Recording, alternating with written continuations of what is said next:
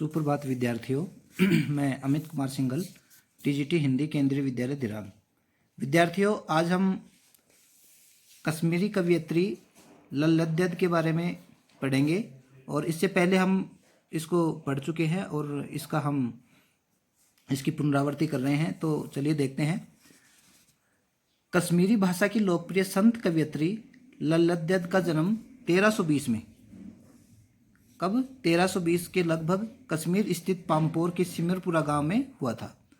कश्मीर स्थित सिमरपुरा गांव है और कब हुआ था 1320 में। और कबीरदास का जन्म कब हुआ था 1398 में, यानी ये कबीरदास से भी पहले की कवयित्री हैं। कश्मीर स्थित पामपोर के सिमरपुरा गांव में हुआ था। उनके जीवन के बारे में प्रमाणिक जानकारी नहीं मिलती है, यानी इनके जीवन के बारे में प्रमाणिक जानकारी नहीं मिलती है क्योंकि बहुत पहले की है। लल्लत को लल्लेश्वरी, लल्ला, लल योगेश्वरी, लल्लारिफा आदि नामों से भी जाना जाता है।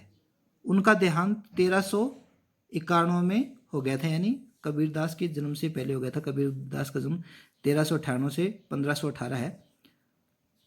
तो लल्लत को और किन नामों से जाना जाता है? लल्लेश्वरी, लल्ला और लल्लारिफा,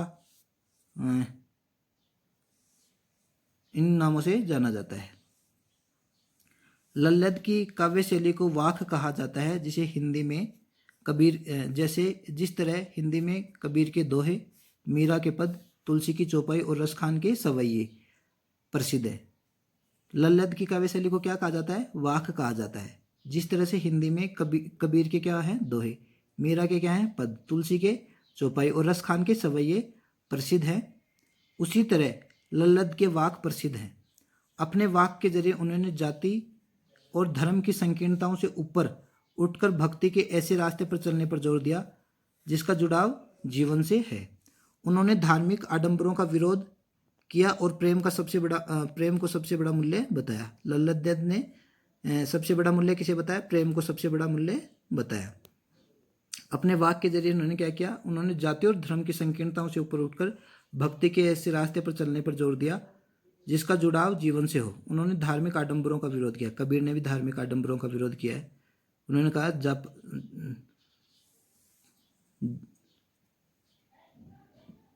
प्रेम को सबसे बड़ा मूल्य बताया। लोक जीवन के तत्वों से प्रेरित लल्लत की रचनाओं में तत्कालीन पंडिताऊ भाषा संस्कृत और दरबार के बोझ से दबी फारसी के स्थान पर जनता की सरल भाषा का प्रयोग हुआ है। लल्लत की भाषा कैसी है?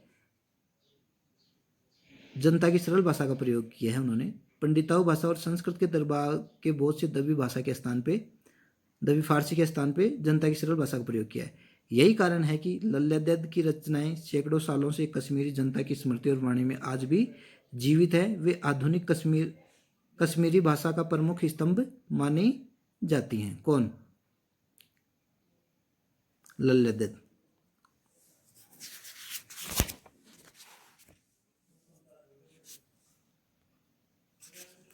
विद्यार्थियों को भक्तिकाल की व्यापक जनचेतना और उसके अखिल भारतीय स्वरूप से परिचित कराने के उद्देश्य से लल्लत के 4 वाकों का हिंदी अनुवाद प्रस्तुत किया जा रहा है। अब पहले वाक में लल्लत ने ईश्वर प्राप्ति के लिए किए जाने वाले अपने प्रयासों की व्यर्थता की चर्चा की है।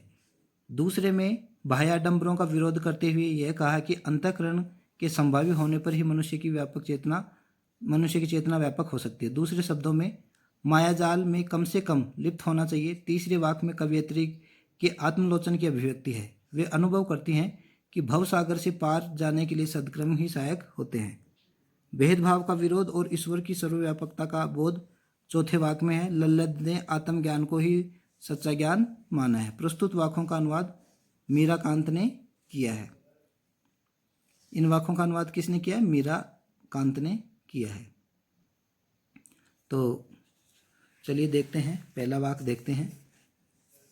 रस्सी कच्चे धागे की खींच रही मैं नाव, रस्सी कच्चे धागे की खींच रही मैं नाव, जाने कब सुन मेरी पुकार, करे देव भवसागर पार। भवसागर यानी भव रूपी संसार, यानी संसार रूपी सागर। कवयित्री दार्शनिक भाषा में बताती है। कौन?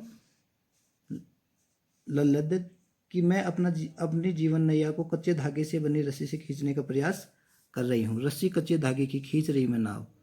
नाव को, जीवन रूपी नैया को किससे खींच रही है? कच्चे धागे से, यानी ये कच्चे धागे का मतलब है कच्चे प्रयासों से। जाने कब सुन मेरी पुकार, करे देव भवसागर पार। पता नहीं ईश्वर, पता नहीं ईश्वर मेरी पुकार को कब सुनेगा और मुझे इस भवसागर से पार करेगा, अर्थात मुझे मुक्ति प्रदान करेगा। पानी टपके कच्चे सकोरे, सकोरे मिट्टी का बर्तन है। पानी टपके कच्चे सकोरे, व्यर्थ प्रयास हो रहे मेरे। इस प्रकार के व्यतीत दूसरा उदाहरण देते हुए कहते हैं कि जिस प्रकार कच्चे सकोरे मिट्टी के पात्र से पानी टपकता रहता है, उसी प्रकार मेरे सारे प्रयास बेकार हो रहे हैं। पानी टपके कच्चे सकोरे, यानी कच्चे घड़े से, कच्चे मिट्टी के बर्तन से जिस प्रकार पानी टपकता है, उसी प्रकार कवयित्री के सारे प्रयास बेकार हो रहे हैं। जी में उठती रह हूँ, घर जाने की चाह है घेरे। अब तो मेरे हृदय में रह रहकर घर जाने की हूक उठती है, अर्थात संसार में मोक्ष पाने की इच्छा होती है। तो रहना, रहना, एक ही शब्द दो बार है, दोनों ही बार एक ही अर्थ हो, वहाँ पुनरुक्ति प्रकाश अलंकार होता है। तो यहाँ पुनरुक्ति प्रकाश अलंकार है। अब देखिए, इसमें कवयित्री का क्या नाम है? लल्लद्यद। और कविता का क्या नाम है? वाक।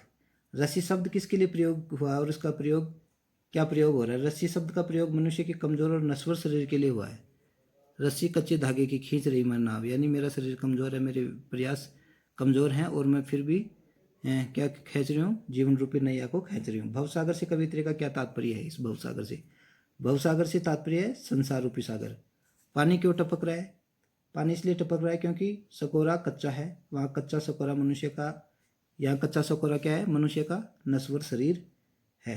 कवित्री के मन में क्या चाह है? कवित्री के मन में चाह है कि परमात्मा उसकी पुकार को सुनकर उसे भवसागर से पार उतरा दे, वह मोक्ष की इच्छा रखती है। उसके जी में हूक क्यों उठ रही है? कवयित्री के जी में हूक इसलिए उठ रही है क्योंकि वह अपने घर अर्थात परमात्मा के घर जाना चाहती है, वह प्रभु को पाना चाहती है। कौन से घर की चाह कवयित्री को? कवयित्री को परमात्मा के घर जाने की चाह है। वाक का क्या अर्थ है? वाक का अर्थ है वाणी, शब्द या कथन। यह 4 पंक्तियों की कश्मीरी गेय शैली गेय रचना है। भवसागर में कौन सा अलंकार है? रूपक अलंकार है। भवसागर में कौन सा अलंकार है? रूपक अलंकार है। वह किससे क्या पुकार करती है? कवयित्री परमात्मा से पुकार करती है।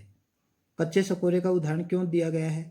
कच्चे सकोरे का उदाहरण अपने कच्चे प्रयासों के लिए दिया गया है। कवयित्री के प्रयासों में अभी कच्चापन है। कच्चे सकोरे को उदाहरण क्यों दिया गया है? कच्चे प्रयासों के लिए दिया गया है। कवयित्री के जी में क्या हुक उठती है? परमात्मा के घर जाने की हुक उठती है। घर जाने की चाहे, घर क्या है? परमात्मा का घर है। यहाँ रस्सी शब्द यहाँ किसके लिए प्रयोग हुआ? रस्सी शब्द का प्रयोग हमने शुरू में ही चर्चा की थी। रस्सी शब्द का प्रयोग कमजोर एवं नश्वर शरीर के लिए प्रयोग हुआ है।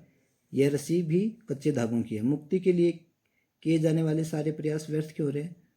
मुक्ति के लिए किए जाने वाले प्रयास इसलिए व्यर्थ हो रहे हैं क्योंकि उनमें अभी कच्चापन है, दृढ़ता की कमी है।